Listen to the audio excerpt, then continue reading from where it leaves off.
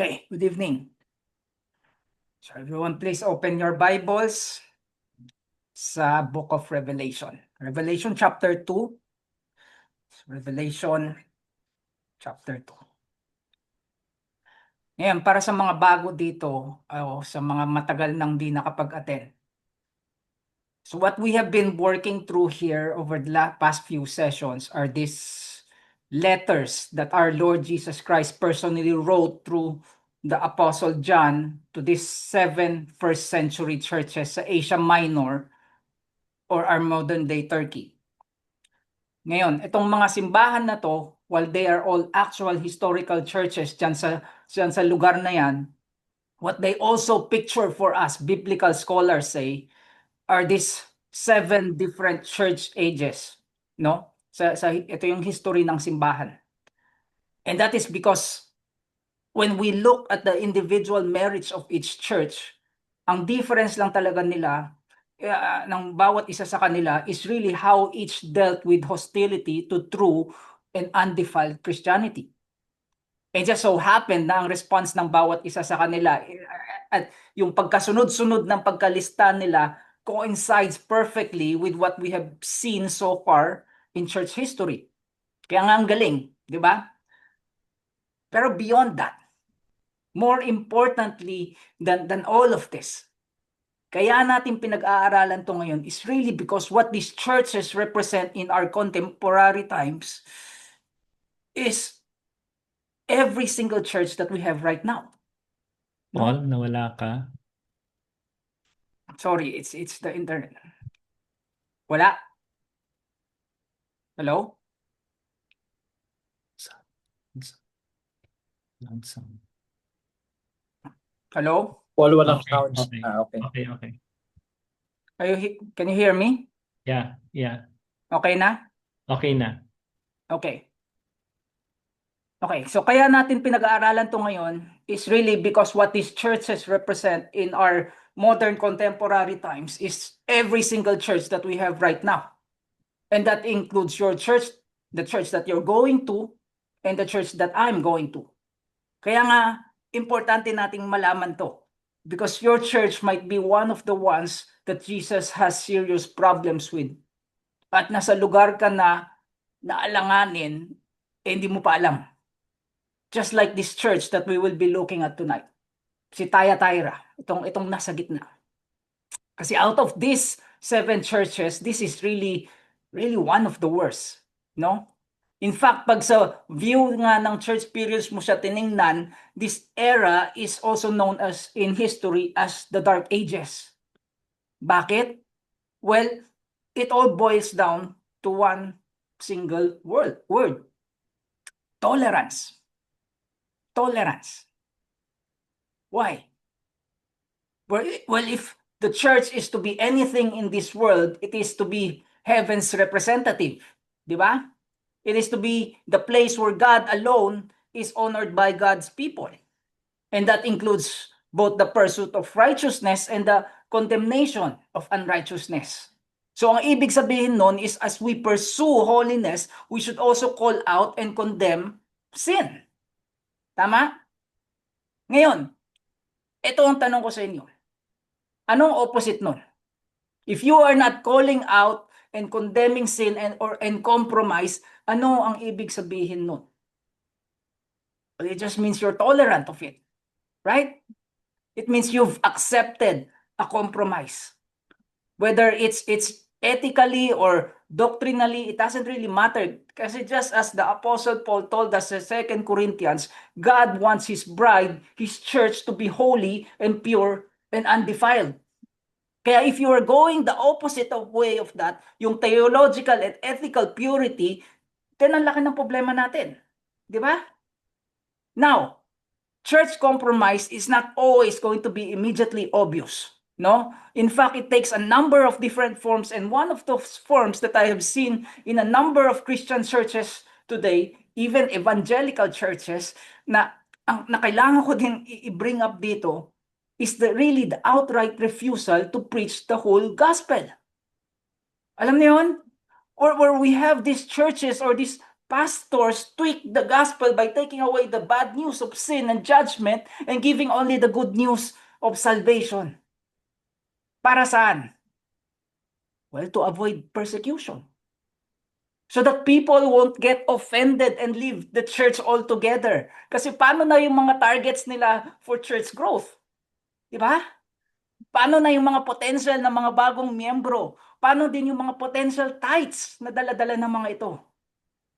We can't afford to offend these new people by talking about how evil and dirty their sin is. So let's just keep feeding them with this uplifting, inspirational, feel-good messages para hindi sila umalis.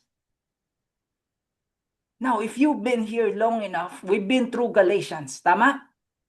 At ano ang pinaka-warning sa atin doon? Paul, nawala na naman yung sound. Sorry, it's the internet. Okay?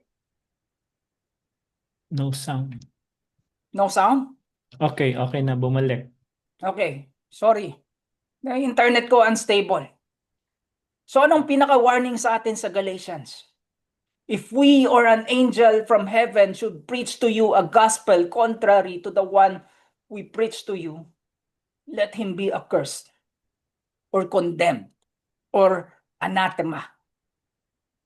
Guys, ganun kaseryoso si Jesus pagdating sa compromise. Again, whether it's doctrinal, compromise, or ethical, it doesn't really matter. Because Jesus' response remains the same.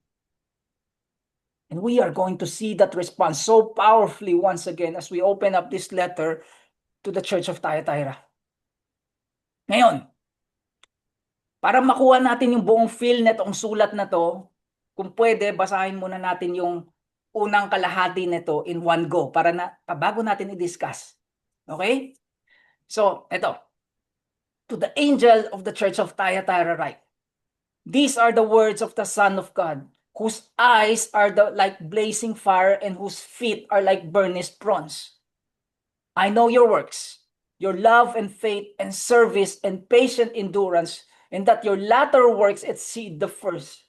But I have this against you, that you tolerate that woman Jezebel, who calls herself a prophetess and is teaching and seducing my servants to practice sexual immorality and to eat food sacrificed to idols.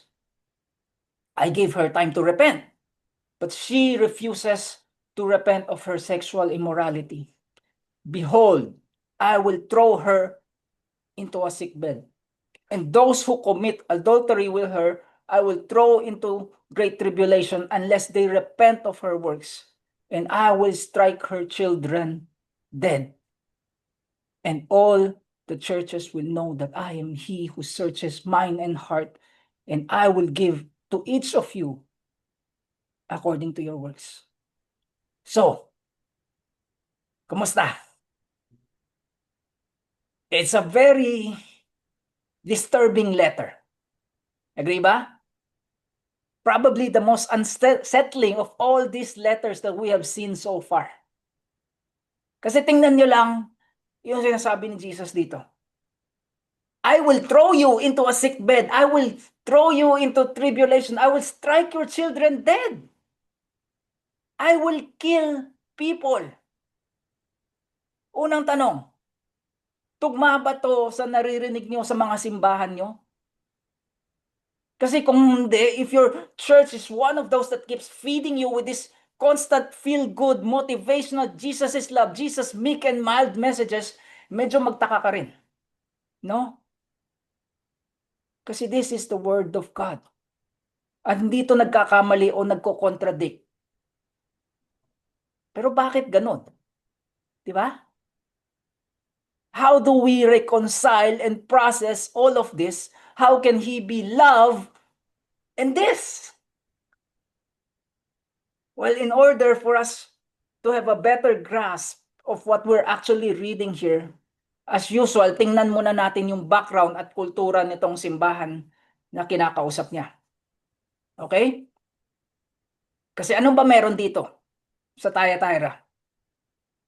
Well, unang-una, out of all the 7 cities, this is actually the smallest. And the most insignificance in terms of size. Hindi sila mahirap, they're relatively successful economically, pero hindi lang nga sila mega cities like tulad nitong sila Smyrna and Ephesus and Pergamum. And it's such a curious thing, no? That Jesus really felt na kahit sila ang pinakamaliit, they deserve the longest of all these letters. Pero anyway, we'll go back to that later. Pero itong lugar na to, this was actually also not the first time that this was mentioned sa Bible. Kasi kapag tumingin kayo sa Book of Acts, specifically sa chapter 15, there's this story of this lady there in Philippi named Lydia, who was a seller of purple goods, who came from this same city of Thyatira. Actually, ito yung main product nila dito. This purple dye that they use for all kinds of different expensive things. And as you read through this chapter, makikita mo rin na it's really God who opened her heart to the gospel that Paul was preaching there, no? And so, na-convert siya dyan, and later on, it was understood na by many that she was really the one who went back into her hometown and established this church that we are reading about tonight. Ngayon, geographically naman, kapag tiningnan mo to sa mapa, what we have been following so far here is this circular postal route starting from Ephesus to Smyrna and then going up to Pergamum, di ba? Pero pagkatapos niyan, kung mapansin nyo, iikot na yan pababa. And as it goes down, the first stop going towards the southeast is itong bayan na to, itong Thyatira. Now, bakit ko pinapakita sa inyo to? Well, because Thyatira is situated in this valley wherein para siyang shortcut, no? Na kung nasa Smyrna ka and you want to go to Sardis and all these other places in the west, pwede ka na lang dumaan dito imbes na iikot ka pa dyan sa lahat na yan. So it's a crossroad, basically. And one of the things cities like this is going to be known for is trade. Tama? Daanan siya lang lahat eh. So there's loads of goods going through this place to be delivered to these larger western cities. At kapag ganon, siyempre, kung magtatayo ka man ng negosyo, yung mga pagawaan, dito mo na siya itatayo. Di ba? So what I'm saying is that this is basically a blue-collar town. No? It's a place of industry, wherein its local economy is derived from the production of goods. So lahat yan, makikita mo rito. Bankers, painters, tanners, tailors, potters, miners. Specifically bronze miners, which will be significant later as we get back to Christ's introduction dito sa letter. So keep that in mind muna. Ngayon, in a city like this, even today, there's also always going to be a significant number of trade unions working there. Tama ba? At ganun din dito, no? Where they have these trade guilds na kung gusto mong magtrabaho sa kahit anong industriya, you first have to be part of the guild that's associated with it. Pero ito kasi ang catch dyan. Since this place, just like every other place that we have seen, is right in the middle of a very paganistic culture where we have patron gods like Apollo and Artemis being prominently worshipped, almost always, kapag may ganap dyan sa bayan nyo, there's also going to be these feasts and celebrations held for these idol gods. No? At ang nag-host pala niyang mga feast na yan are these trade unions. So it's common to have these big gratuitous parties that always involve some kind of combination of eating meat sacrificed to idols and sex orgies because of temple prostitution. At kung gusto mong magtrabaho dito, this is what you need to be involved in. At wala kang choice dyan. Kasi, well, SOP eh. Kaya as Christians, ano ang gagawin mo? Di ba? How will this church in Thyatira deal with this? Kasi even if hindi sila masyado ginugulo ng Rome dito, where they're not dealing with direct persecution, alam niyo yun, yung hinuhuli at pinapatay tulad sa Smyrna, pero what they had to deal with here is this. So ang malaking tanong talaga sa kanila dito is, are you going to risk not being able to have a livelihood and stand up for the truth of Christ, or magkokompromiso ka na lang and just follow the demands of culture? Kasi total, yan naman ang ginagawa ng lahat. And as you think through that question sa sarili niyong mga buhay, tingnan natin how this church responded to this. Okay? First, the good part. Verse 19. I know your deeds, your love and faith, your service and perseverance, and that you are now doing more than you did at first. Now, kung huminto na sana yung sulat dito, okay na eh. Diba? Kasi kinoment talaga sila ni Jesus dito. He's saying, okay, ito ang maganda sa inyo. You're this church that is marked by your love for others. Basically, you do a lot of good things in the service of those in need. And that is especially that is an especially big deal in an environment like this. No? Kasi there were a lot of faithful believers here who couldn't feed themselves dahil nga ayaw nilang sumali dyan sa mga guilds na yan. Ayaw nilang ma-involve sa temple prostitution. And this church put a lot of effort and a lot of love and a lot of service to help these people survive. In fact, sabi pa nga dito na you are now doing more than you did at first, meaning that work that you were doing, this labor of love, is expanding even to this very day.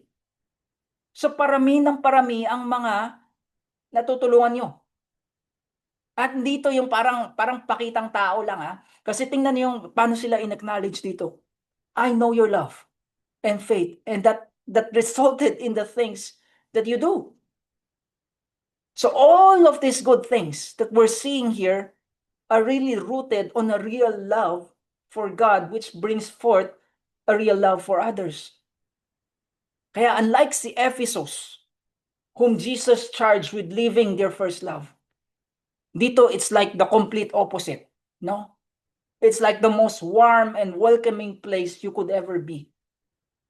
Pero pansinin nyo rin, kasi unlike si Ephesus din, there's no mention of sound doctrine here. So yes, they have a lot of love. Yes, they have faith. Yes, there's a certain commitment here to serve and meet the needs of those who are in need of help. Pero at the end of the day, having all of these virtues is not going to be worth anything if you tolerate sin. If you allow false teaching and a compromised gospel into the church. Kasi tingnan niyo yung sumunod dito. Nevertheless, I have this against you. You tolerate that woman, Jezebel, who calls herself a prophet. By her teaching, she misleads my servants into sexual immorality and the eating of food sacrificed to idols. Now, the reason na inexplain ko muna sa inyo kanina yung mga tungkol sa trade guilds na yan at yung mga pagan feasts nila is really because kapag binasa mo lang to as is, it's not gonna make a lot of sense. Tama ba? Kasi paano, how could someone just go into church one day and say, uy, I think it's a good idea for us to engage in sexual immorality and eating foods to sacrifice to idols, at maniniwala na lang ang mga tao. Kalokohan, di ba? Why would anyone in church listen to that? Walang sense. Pero if you understand how these guilds actually work, that there may be people in this church na wala talagang makakain kung hindi sila sumalis dyan sa mga grupo na yan, then the picture becomes much clearer. Now, about this woman who Jesus is talking about here. It's very likely na kung sino man tong babaeng to, her name is not actually Jezebel. Okay? Bakit? Well, may kilala ka bang Jezebel? Wala, di ba? Because that name is infamous. It's like naming your child Judas. Walang matinong magulang gagawa nun. So why is Jesus calling her this here? Well, look at her namesake. Yung pinanggalingan nitong pangalan na to sa Old Testament. That original Jezebel, she's this real evil person na, tingnan nyo na lang. It's in 1 Kings chapter 16, starting with verse 31, where we can read, and as if it had been a light thing for him. Referring to Ahab, yung hari ng Israel nung time na to. As if it had been a light thing for him to walk in the sins of Jeroboam, the son of Nebat, he took for his wife Jezebel, the daughter of Ethbaal, king of the Sidonians, and went and served Baal and worshiped him. Tapos anong ginawa nila? And he erected an altar for Baal in the house of Baal, which he built in Samaria, and Ahab made an Asherah. Now, para may context lang tayo. Si Baal is a fertility god. Okay? Si Asherah naman is the female counterpart of that. So we have a male fertility god and a female fertility god. At itong si Jezebel, the moment she married Ahab, she brought all of these idols and all of these rituals into Israel. So in effect, she has the king of God's people committing idolatry in God's land by erecting these statues to these fertility gods that are really just representations of sexual immorality. So dahil dito, anong sinabi next? Ahab did more to provoke the Lord, the God of Israel, to anger than all of the kings of Israel who were before him. I mean, what a statement. Di ba? Especially kung alam mo kung gaano kasama yung mga panghari ng Israel nung time na to. But here God is saying, out of all of them, you are the worst. And it's not because you murdered or raped anyone, but because you tolerated, allowed idolatry and sexual immorality to come into my house. And that is exactly what we're seeing here against Thyatira. Where this woman whom Jesus aptly referred to as Jezebel, this woman who calls herself a prophetess, came in and encouraged the members of the church in Thyatira to go ahead and join these guilds. Sabi niya, be part of the guilds. Engage in those events. Anyway, you don't really mean it. Kasi ano ba ang tinitingnan ni God? Yung puso naman, di ba? So basta nasa tama yung puso mo, if all you're trying to do is to feed your family, then wala namang problema. He won't mind. So go. Para di na kayong mapapersecute. Maintindihan naman niya lahat yan. Pero tingnan niyo yung sinabi ng Panginoon. He said, first of all, she's not really a prophet. She just calls herself one. So doon pa lang, alam mo na di ka dapat nakikinig sa kanya. No? Kasi what she's actually doing here under the guise of this feel-good, uplifting, life improvement message that she's feeding you and your congregation is to seduce your people to to practice sexual immorality and eating food sacrificed to idols. So it's blatant immorality and heretical teaching all rolled into one. At ito ang problema ko sa inyo. You tolerated her. You, the church of Thyatira, let her and her false doctrine in. You allowed her to go about unrestrained dito sa bahay ko, even if she's attempting to destroy what I have died to accomplish. At yan yung pinakakasalanan nila. They tolerated what should never be tolerated. They choose compromise over conviction. They choose to promote love and acceptance of anyone and everyone over proper doctrine.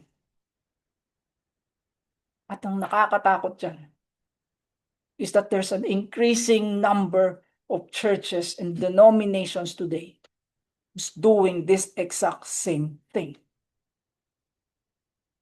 This allowing into and tolerating of the very things that the Bible forbids inside the church. By weaponizing that very key word that has become the battle cry of many social justice warriors and liberals today. Tolerance.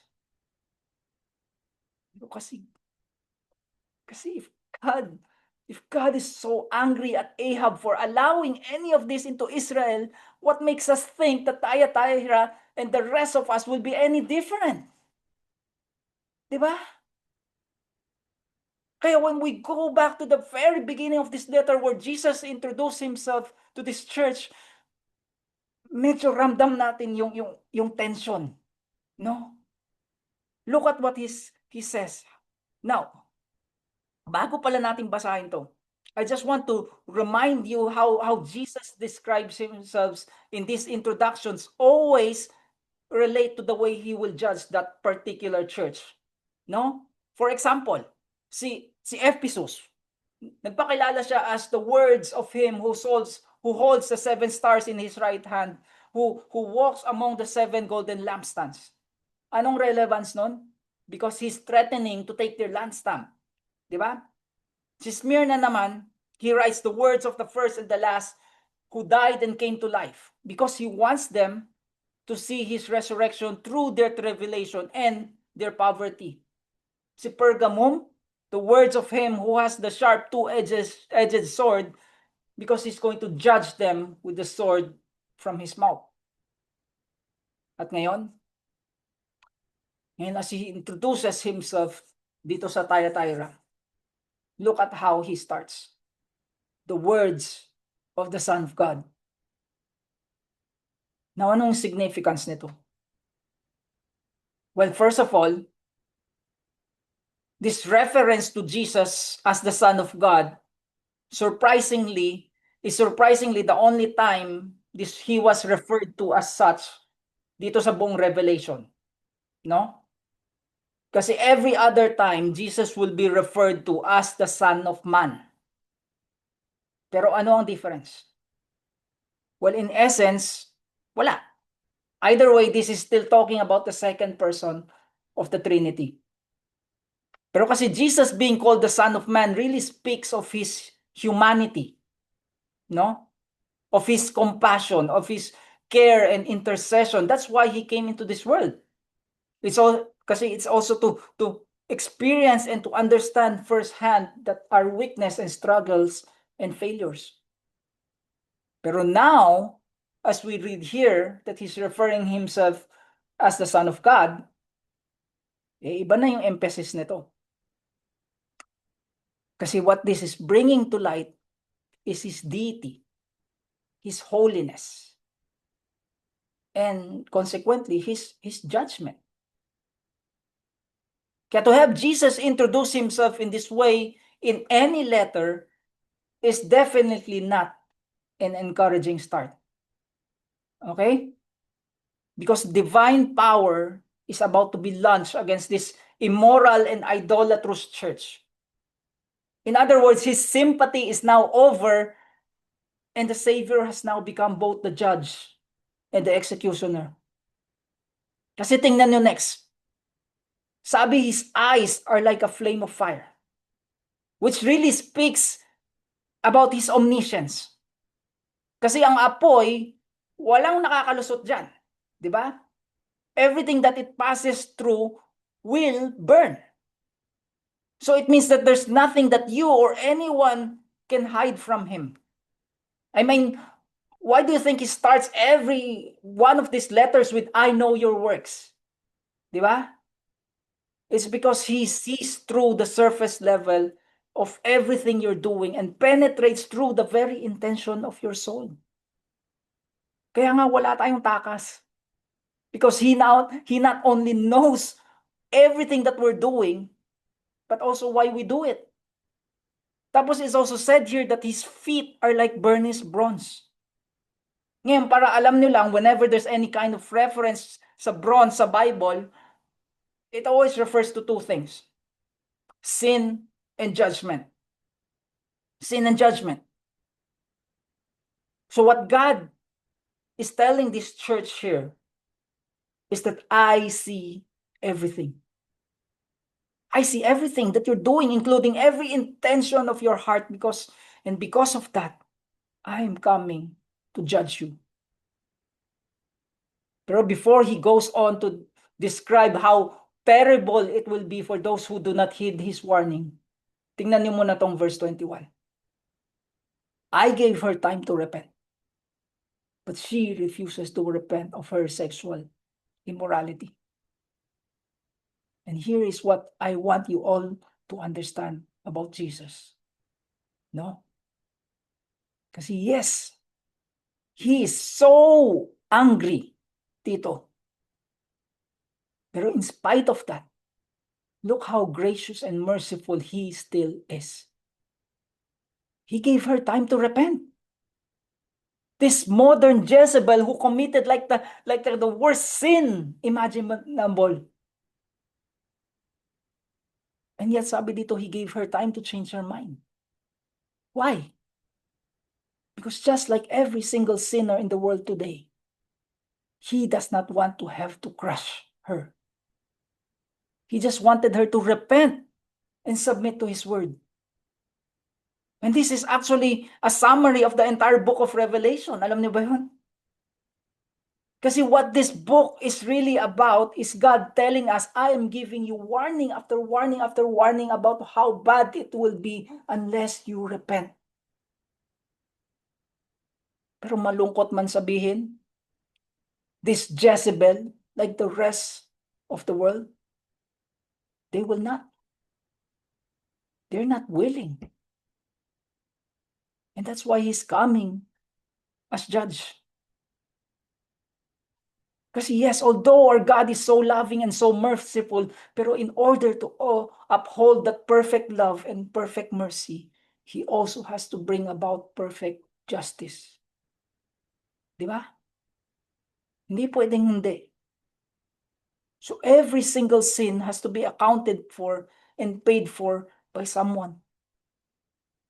And that is why he came to die. For your sin and my sin. To satisfy the debt that we could never ever repay. Pero unfortunately, again, most people, like itong si Jezebel, they don't want to have anything to do with this because they do not want to repent. At tingnan niyo kung anong mangyayari sa kanya at sa mga katulad niya. Behold, I will throw her onto a sick bed. Now, there's a play on words here.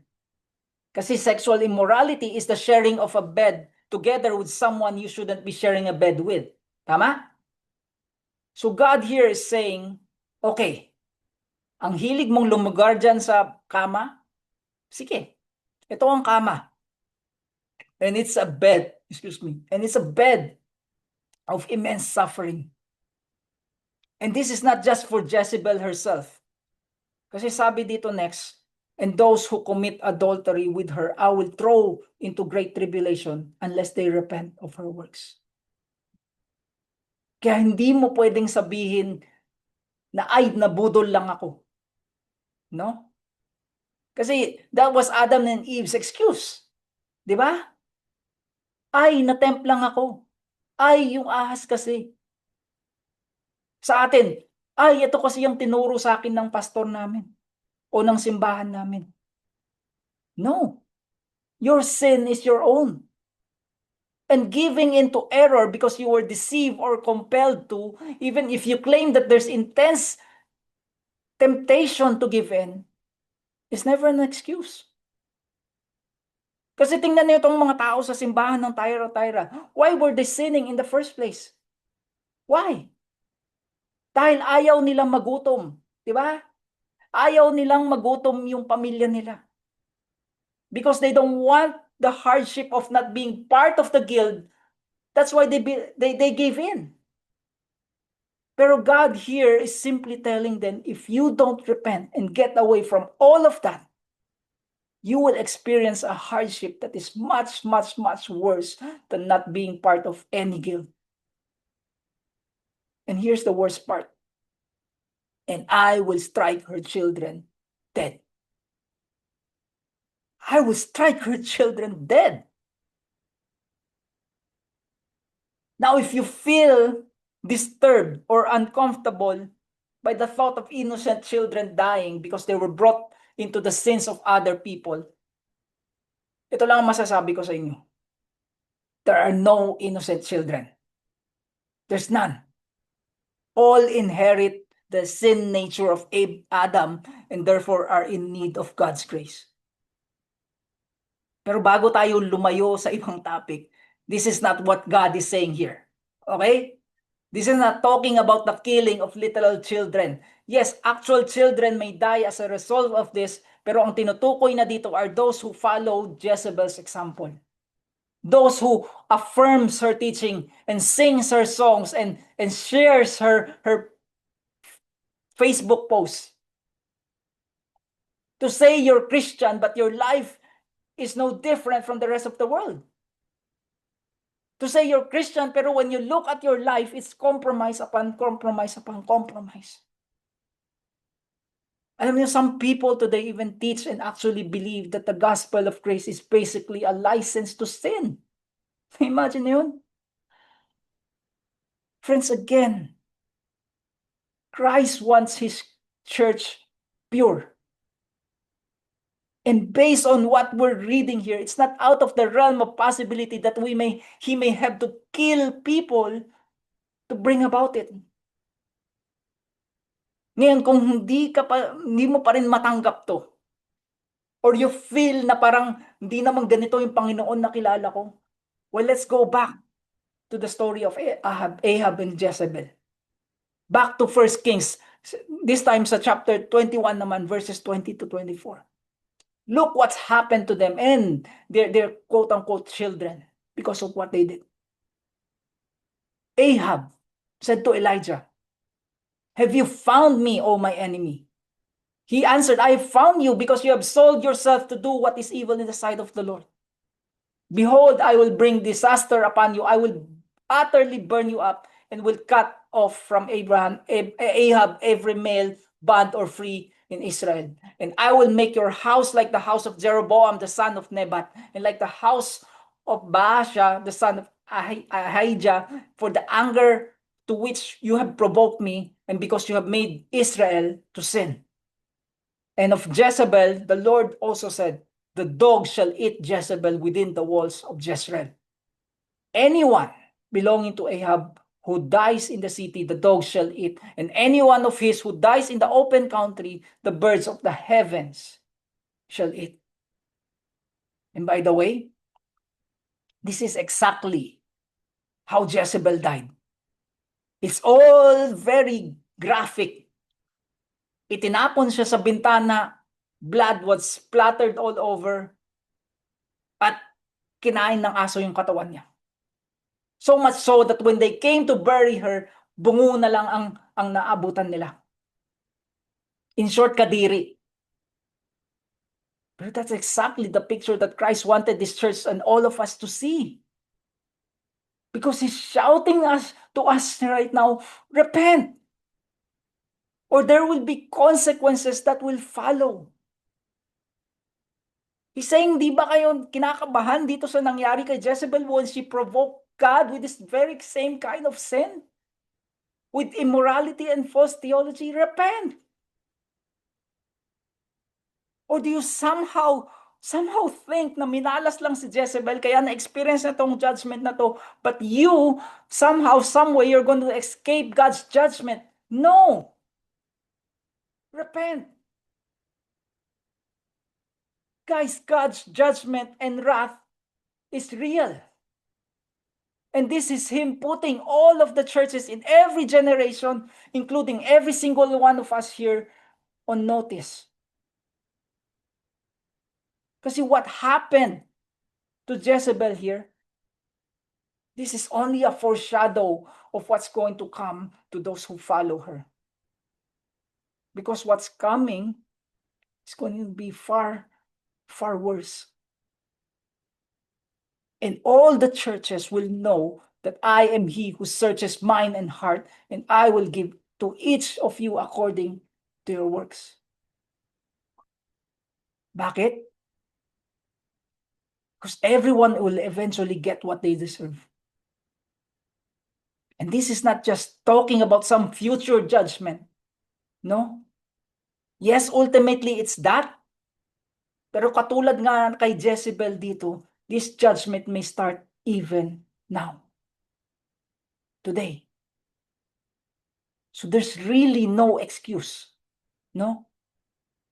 There's no excuse.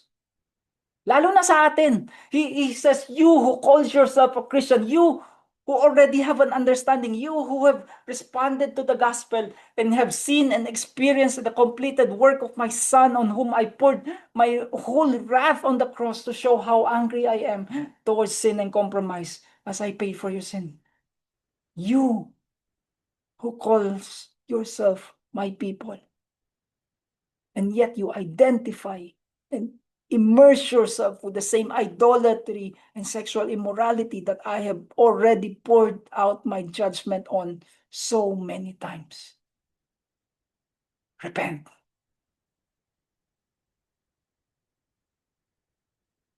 Friends, this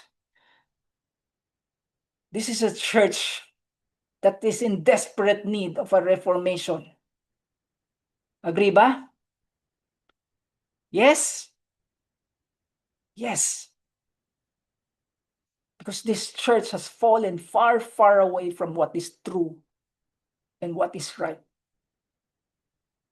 And drastic changes needs to happen to make it go back to the way it was. And it all starts with confronting sin. It all starts with confronting compromise. And that is exactly what happened as we refer back to our timeline in church history. When the reformers, including this Gregorian monk named Martin Luther, kickstarted the Reformation in 1517 by nailing his 95 theses or 95 issues with the church sa pintuan ng simbahan. Why? Because of this.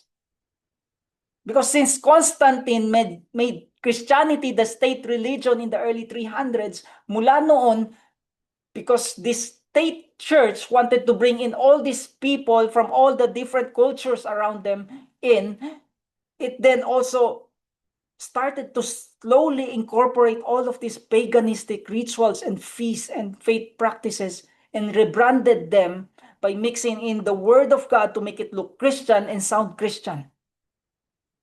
So unti-unti, the church became this mixture of heathenism and Christianity and Judaism.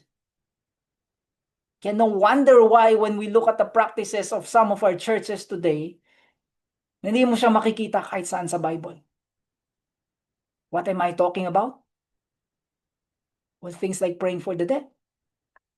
Having and even praying to these dead saints for all sorts of different things. The selling of indulgences for the remission of sins. Now we have priests wearing robes and collars to separate themselves from the laity. Mary, even Mary herself, the blessed earthly mother of Jesus, is now being deified and worshipped. Ayaw mo maniwala? Then why do you ask mercy from her when the only person you are sinning against is God Himself?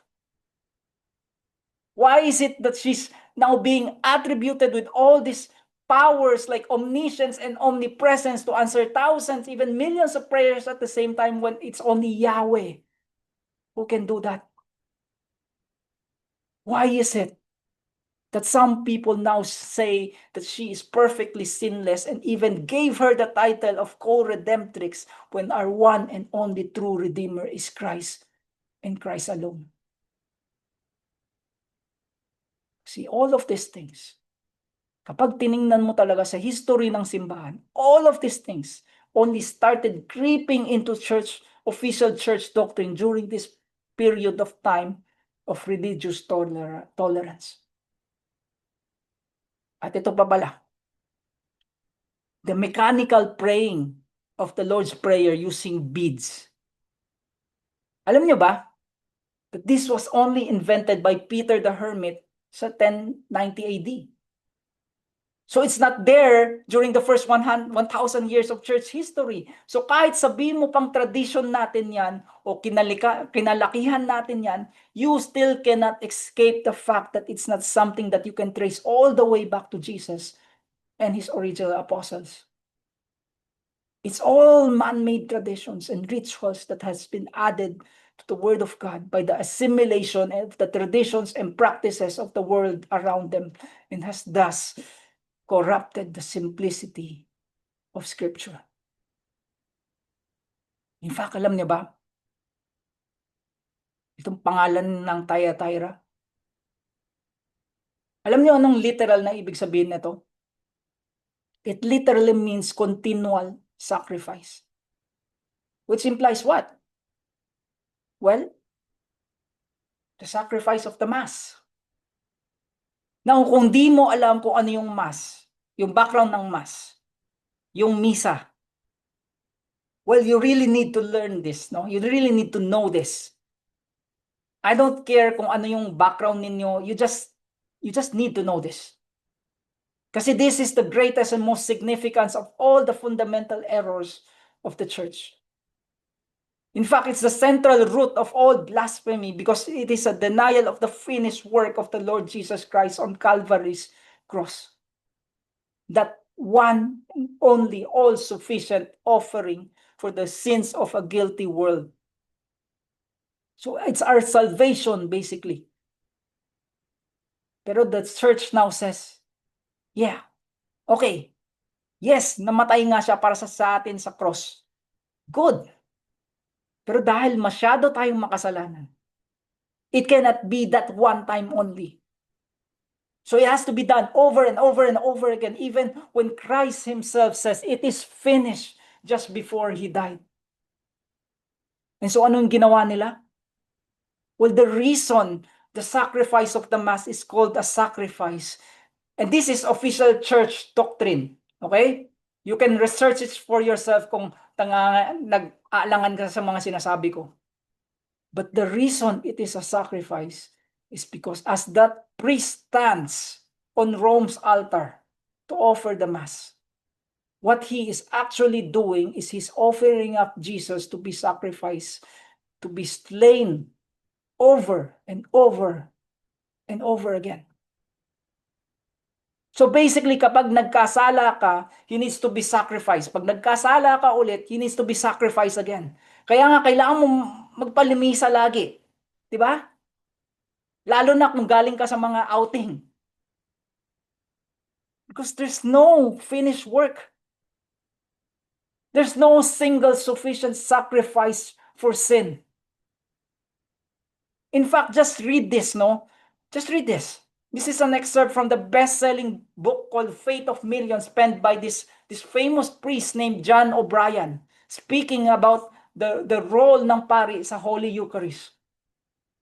Sabi niya, when the priest announces the tremendous words of consecration, he reaches up into heaven, brings Christ down from his throne, and places him upon the altar to be offered up again as the victim for the sins of man. That is a power greater than that of saints and angels, greater than that of the seraphim and cherubim. The priest brings Christ down from heaven and renders him present on our altar as the eternal victims for the sins of man, not once, but 1,000 times. The priest speaks, and lo, Christ, the eternal and omnipotent God, bows his head in humble obedience to the priest. Come on. Now, ewan ko sa inyo. Pero nakakapanglabot, di ba? Especially if you look at it in light of what the Bible says. Kasi tingnan nyo rin to. Look at what Hebrews 10 is so clearly telling us. And you don't even actually need to be biblically literate to understand this. And tingnan nyo. And by that, which is Christ's death, by that we will have been sanctified through the offering of the body of Jesus Christ once for all. And every priest stands daily at his service, offering repeatedly the same sacrifice, which can never take away sins. But when Christ has offered for all time a single sacrifice for sins, he sat down at the right hand of God, waiting from that time until his enemies should be made a footstool for his feet. For by a single offering, he has perfected for all time those who are being sanctified. And friends, this is why the church is in desperate need of a new reformation. This is why it's going to have to refresh its first love, which should be faith in Christ Jesus alone. At buti na lang in this church of Thyatira, as with any church that has lost its way, there's a remnant that didn't go along with the spiritual fornication and idolatry that was being taught and practiced. No? And this has always been God's way. From the Old Testament to the New, God has always done great things through a small remnant of people who held fast when the others did not. The uncontaminated ones, kumbaga. And now Jesus turns his attention to them as he addresses their faithful perseverance. But to the rest of you in Thyatira, who do not hold this teaching, who have not learned that some call the deep things of Satan, to you I say, I do not lay on you any other burden. Only hold fast what you have until I come.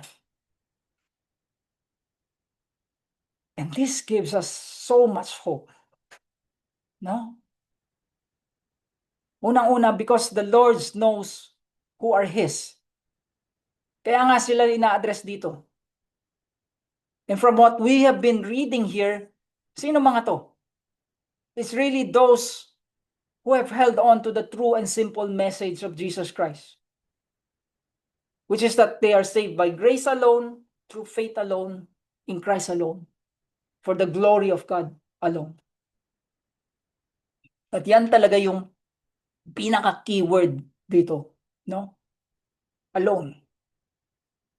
Meaning they did not mix any of this other stuff that Jesus calls the deep things of Satan. Now, bakit pala Satan? Kasi grabe, di ba? Satanas kagad ang sinasabi.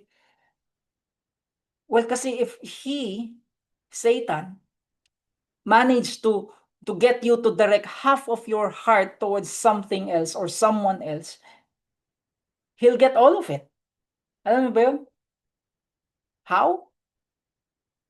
Because with Jesus, if you offered him anything less than 100% of your heart, he'll have none of it. Kaya nga true and undefiled Christianity, it's not something that you can just add on into your life. Because what he's asking from us is all or nothing. It's Jesus and nothing else. Walang hati-hati, walang gitna. It's Christ and Christ alone. So to those who persevere, to those who choose not to go with the crowd and stay on this narrow road, sabi niya, hold fast until I come back. Meaning he's saying, oo nga, alam ko, napakahirap nitong sitwasyon mo. Alam kong mahirap, alam kong maraming magagalit, alam kong baka mawalan ka pa ng kaibigan or even pamilya because of this. Because of me. Pero kapit lang. Hold fast to sound doctrine. Don't buy any of these additional things that they're teaching you. Stay true. Abide until I come back. Because that day that I come, I will also bring with me rewards. You will be rewarded at the end of this. And I love how whenever God points out our errors, He always makes sure that He mixes it with so much hope. No? At ito ang hope dito. Tingnan nyo. The one who conquers and who keeps my word works until the end. In other words, to those who demonstrate true saving faith, to him I will give authority over the nations. Wow! Di ba? I mean, what an amazing thing to be able to hear this from Christ himself. That when he comes back to rule and reign, that we will reign with him. Meaning we will have a share in the rule of his coming kingdom. And that is something that is going to be reiterated all throughout the book of Revelation. No? That those who belong to Christ will reign with Christ. And don't get me wrong. This is not just talking about a select few or only the special ones.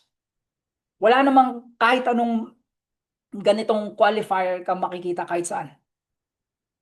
So it's all of us who are His.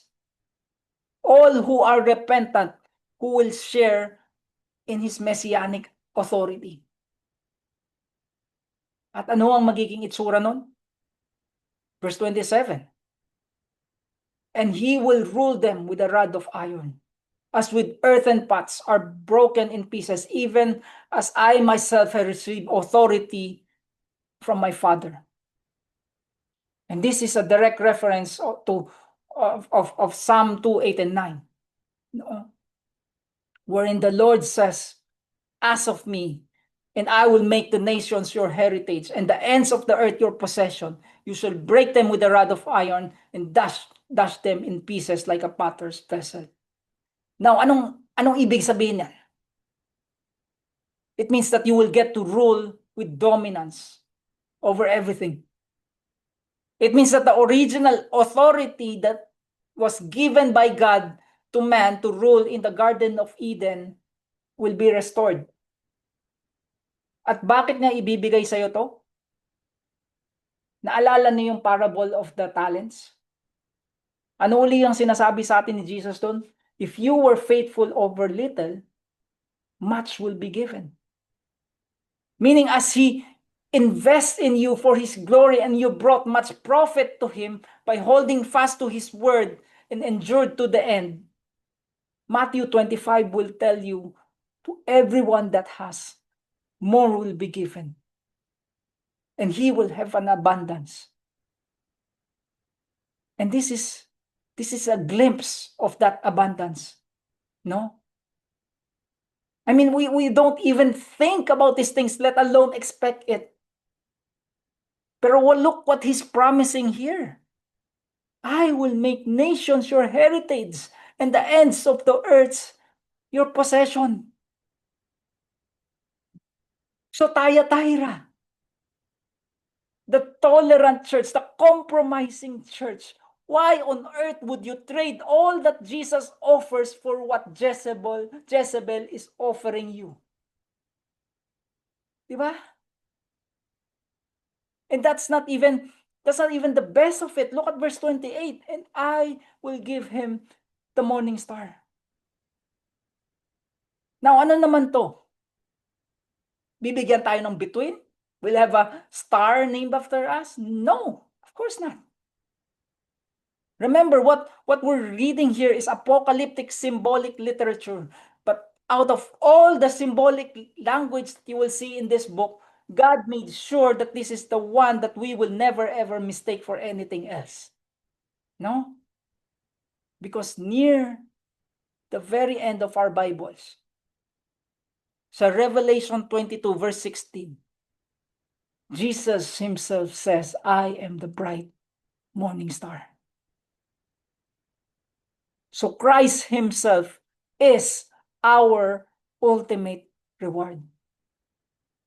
He is that light in an otherwise dark world. Because that's what the morning star represents. Diba?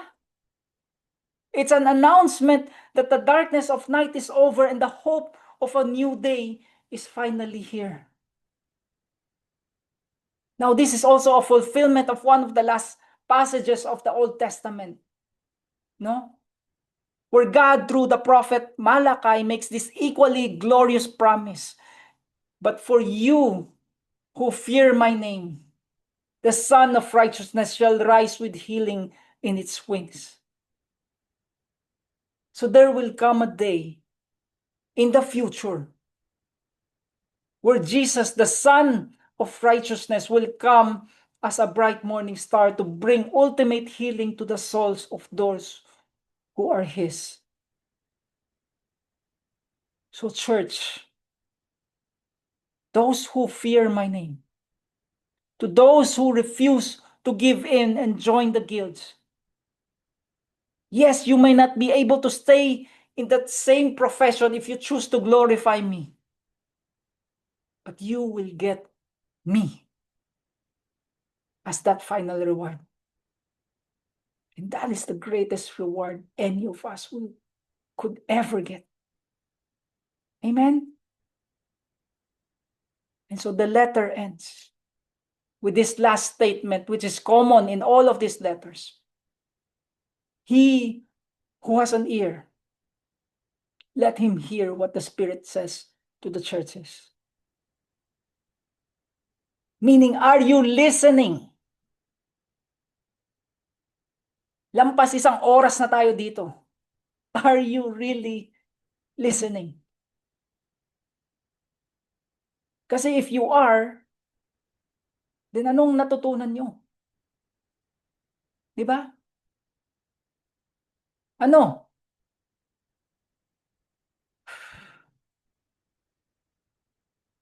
Well, tonight we've heard of a church that was vibrant with activity.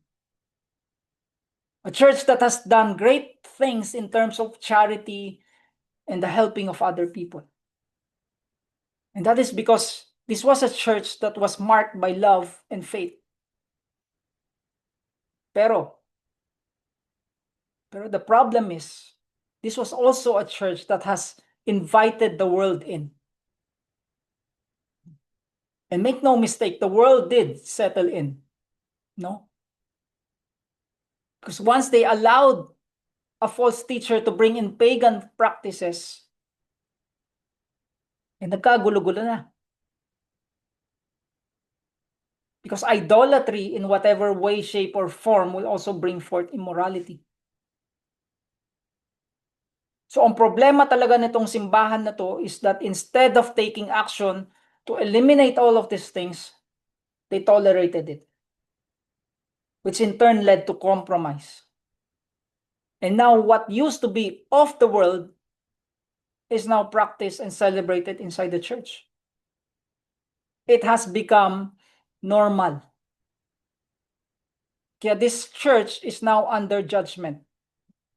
At nakita niyo naman, di ba? Kasi this church is the one where God actually said, I may need to come and kill some of your members. And it's not just to correct this, no, but it's to send a message to the other churches about how serious he is about righteousness and holiness and sin. So nakikita niyo how God is about tolerating sin and false doctrine. Now we know why he wrote the longest letter, even though this is the smallest of all the cities. Di ba? So tonight I urge you to examine your own personal lives. No? Are you part of this church? Are you taking part in their sin? Now, one more thing before we end. One more practical thing. Kasi how about that person who asks, what if I don't actually engage in the actual immorality? Marami kasing ganung mga tuwiran, di ba? What if sasali lang ako but I don't actually eat the sacrifice meat? Para hindi lang ako mawalan ng trabaho. What if doon lang ako? Kasi anyway, if I go to this feast and celebrations, lahat ng tao doon, most probably, they also need Jesus, di ba? So perhaps I can be the light in that darkness. I can be the instrument that God uses. So maybe I don't have to leave. I can keep going to these meetings and these festivals because I can be God's witness there. Wrong answer. Wrong answer. Why? Well, this is exactly what led to the sin of Thyatira. Di ba? Kaya nga sila nagkaloko-loko is because they allowed themselves to be involved with these paganistic things in the first place. And besides, your greatest witness does not occur when we compromise with sin in order to live an easier life. Your greatest witness occurs when you are willing to accept even losing your livelihood for the cause of Christ. Amen? Because you're showing the people around you that the witness of the gospel is far, far more important than belonging to any guild. So here's the question for every single one of us here as we end. Is the idea that you serve the King of Kings and the Lord of Lords and the soon coming King who will make all things right enough for you? Is it enough for us? Because God has already made provisions for His people, including even the strength to persevere through these temptations to compromise. So you don't even have to rely on you for strength. You rely solely on Him. So Church of Thyatira, are you listening? Are you listening? He who has an ear, let him hear what the Spirit says to the churches. Let's pray.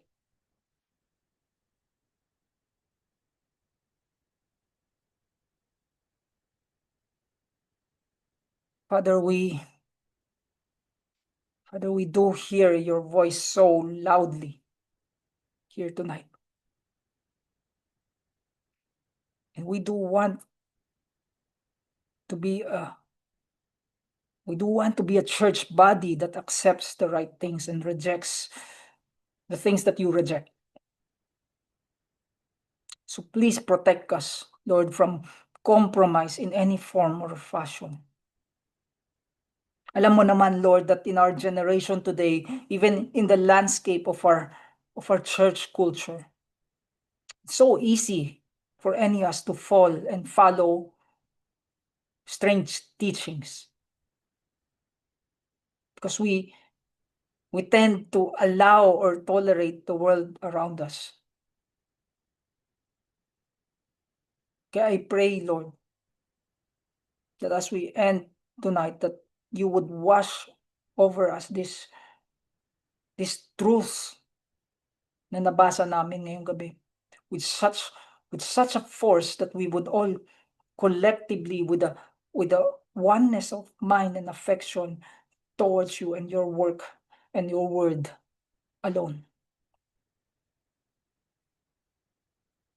Protect our hearts, Lord.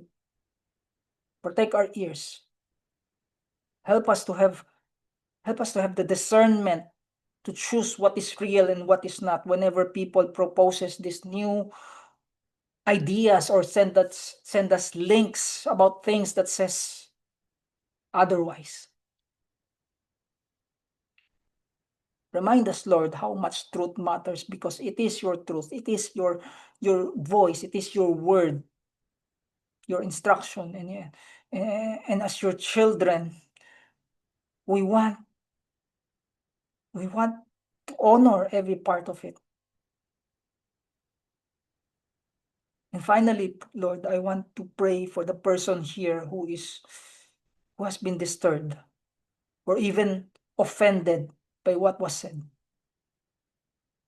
that they may at least have enough integrity to look at the Bible and see what the Bible has to say.